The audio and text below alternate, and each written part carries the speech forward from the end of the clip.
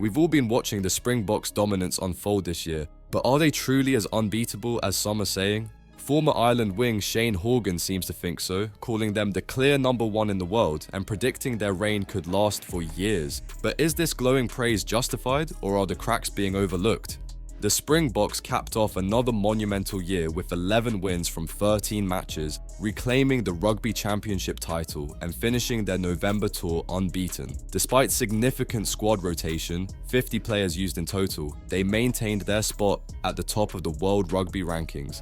Head coach Rassie Erasmus has masterfully blended experienced stalwarts with emerging talent, setting the stage for what could be a dynasty of dominance. Speaking on the Good, the Bad and the Rugby podcast, Horgan heaped praise on the Springboks, particularly their unparalleled execution at the breakdown.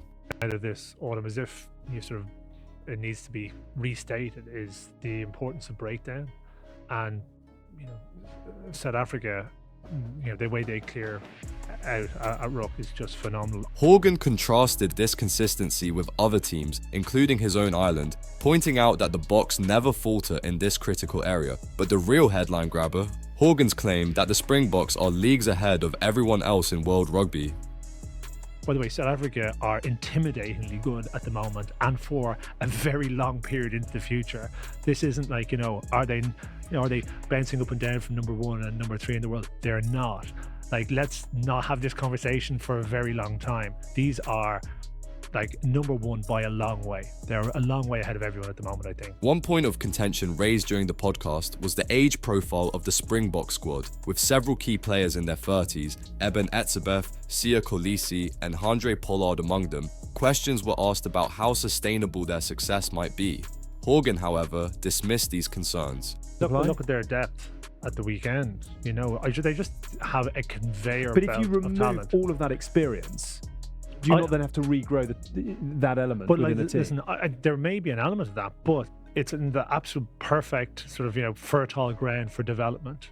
And I don't think it's all these guys drop out at once and then we have to find a new team. It'll be, as they are now, evolving, and they've been doing that for quite a while. Horgan also highlighted the physical brilliance of players like Etzebeth, citing his remarkable performance against Wales. Did you see Etzebeth at the weekend? Yeah. Where playing like a 21-year-old? Where his support line? Inside the effort level was just how is he doing that?